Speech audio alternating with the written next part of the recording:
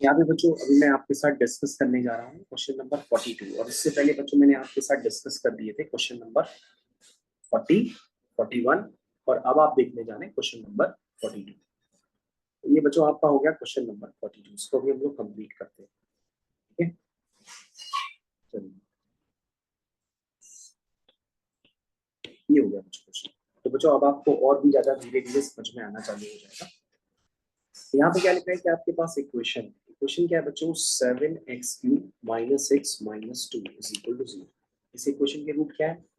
एक है x = alpha, दूसरा रूट है x = बीटा और तीसरा रूट है x = गामा। ठीक है, इतनी बात सबको समझ में आ गई। अब ये क्या पूछ रहा है बच्चों, ये आपसे पूछ रहा है summation alpha upon beta plus beta upon alpha. अब बच्चों यहाँ पे समेशन का मतलब अगर आपको नहीं पता है तो आप देखिएगा जरा ध्यान से, मैं आपको और बताता हूँ। मैंने बताया था अगर क्यूबिक इक्वेशन के 3 रूट्स हैं तो आप उनको कैसे रिप्रेजेंट करते हैं? आप उनका सम ऑफ रूट्स निकालते हैं। तो सम ऑफ रूट्स को अगर आप directly alpha plus beta plus gamma ना लिखना चाहें तो आप उसको समेशन अल्फा भी लिख सकते हैं। समेशन अल्फा मतलब एक एक रूट का सम। वैसे ही बच्चों अगर alpha beta plus beta gamma plus gamma alpha आप लिखते हैं तो अगर आप इतना ना लिखना चाहें तो आप समेशन अल्फा बीटा लिखते हैं। दैट मीन्स दो दो के प्रोडक्ट का सम, और तीनों का प्रोडक्ट तो बच्चों एक ही बार होता है तो वो अल्फा बीटा गामा हो जाएगा। यहाँ समेशन लगाने की जरूरत नहीं है। तो बच्चों आपको यहाँ पे क्लियर होना चाहिए, अगर ये जो समेशन अल्फा है तो समेशन अल्फा को आप रिप्रेजेंट कैसे करेंगे? आप लिखेंगे -1 हाईएस्ट डिग्री का कोफिशिएंट, और बच्चों यहाँ पे 3 - 1 करेंगे तो 2 डिग्री का कोफिशिएंट यहाँ पे 0, ये वैल्यू 0 हो जाएगी। फिर दोनों के प्रोडक्ट का सम, तो ये -1 हो गया। और नीचे क्या है? हाईएस्ट डिग्री का कोफिशिएंट, और 3 में से 2 माइनस करेंगे 1 आएगा, तो 1 डिग्री का कोफिशिएंट बचेगा -1 है, ये वैल्यू हो जाएगी -1/7। और नीचे अगर हम तीनों का प्रोडक्ट लिखेंगे तो -1 होल डिवाइडेड बाय क्या आएगा? हाईएस्ट डिग्री का कोफिशिएंट 3 - 3 0, और 0 डिग्री का कोफिशिएंट जो -2। तो ये वैल्यू कितनी आ जाएगी? ये वैल्यू आ जाएगी 2/7। ये क्या सबको समझ में आ गया? चलिए अब बच्चों यहाँ के समेशन को देख करके आप ध्यान दीजिए कि इस वाले समेशन में आप क्या करेंगे। तो आप कहोगे सर यहाँ पे अभी जो समेशन है वो अल्फा बीटा में है, इसका मतलब रूट्स तो बीटा गामा भी तो है, गामा अल्फा भी तो है, तो उनके टर्म्स में भी लिखा जा सकता है। तो ये सर समेशन लिखा है ना, इस समेशन को सर हम लोग ब्रेक करते हैं। जब ध्यान से देखिएगा समेशन को हम ब्रेक करते हैं तो हो जाएगा alpha upon beta, beta upon alpha.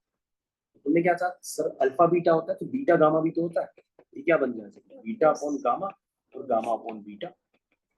Sir gamma alpha भी तो होता है तो ये बनेगा गामा अपॉन अल्फा और अल्फा अपॉन बीटा। तो बच्चों ये बात आपको समझ में आनी चाहिए कि समेशन को इस तरह से आपको ओपन करना है। ये बात आपको समझ में, ये बात तभी समझ में आ सकती है बच्चों जब आपको मैंने यहाँ वाली बात जो बताई, ये अगर आपको समझ में आ रही है तो ये वाली बात भी आपको समझ में आनी चाहिए। अब बच्चों ये इवैल्यूएट करना है, तो उसको इवैल्यूएट करना तो बहुत जल्दी काम हो जाएगा। आप क्या करिए, जिनके डिनोमिनेटर सेम है उन टर्म्स को कलेक्ट कर लीजिए। एक चीज, हाँ अल्फा वन गामा बना। हाँ, इसको बच्चों अल्फा अपॉन गामा लिख लीजिएगा। अब सही, चलिए। तो बच्चों हम टर्म्स कलेक्ट करते हैं जिनके डिनोमिनेटर सेम है या जिनके न्यूमरेटर सेम है। डिनोमिनेटर सेम है वो वाले कलेक्ट करोगे तो जल्दी हो जाएगा। तो चलो डिनोमिनेटर वाले पकड़ लेते हैं। तो बच्चों ये बीटा है तो यहाँ पे बीटा है, तो मैं इसको कंबाइन करके लिखूंगा अल्फा अपॉन बीटा और गामा अपॉन बीटा। समझ में आ गया? चलो उनको पकड़ते हैं जिनका डिनोमिनेटर अल्फा है। तो बच्चों देखो इन दोनों का डिनोमिनेटर अल्फा है, तो ये हो गया बीटा अपॉन अल्फा और गामा अपॉन क्या? अल्फा। फिर बच्चों हो जाएगा बीटा अपॉन गामा और अल्फा अपॉन गामा। अब बच्चों अगर आप 1/बीटा कॉमन ले लोगे तो अंदर क्या आएगा? Alpha plus gamma. यहाँ पे अल्फा कॉमन ले लोगे 1/अल्फा तो अंदर आएगा बीटा प्लस गामा। यहाँ 1/गामा कॉमन ले लोगे तो अंदर आ जाएगा बीटा प्लस अल्फा। ये बात बच्चों आपको समझ में आनी चाहिए, ठीक है ना? ये बात आपको समझ में आनी चाहिए। ये बात जरा चेक करिए, सारे बच्चों को समझ में आ रही है? क्लियर है? चलिए, तो बच्चों अगर समझ में आ रही है पूरी बात तो आगे कंटिन्यू करते हैं इसको।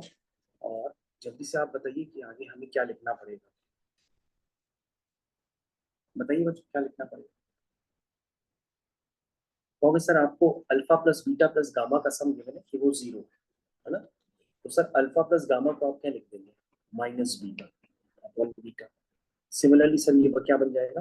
माइनस अल्फा बन जाएगा ना, बीटा प्लस गामा क्या हो जाएगा माइनस अल्फा अपॉन अल्फा, और बीटा प्लस अल्फा क्या हो जाएगा माइनस गामा। ठीक है, तो सम जीरो है ना, तो बीटा प्लस अल्फा क्या हो जाएगा माइनस गामा अपॉन गामा। तो बच्चों हो जाएगा -1 -1 -1, दैट मींस इसका आंसर आ जाएगा -3। ये पार्ट आपको बच्चों अच्छे से क्लियर होना चाहिए। तो इसका आंसर है गया सी पार्ट। तो बच्चों फाइनली क्वेश्चन आपका कंप्लीट हो गया। तो क्वेश्चन बच्चों आपका फाइनली कंप्लीट हो गया।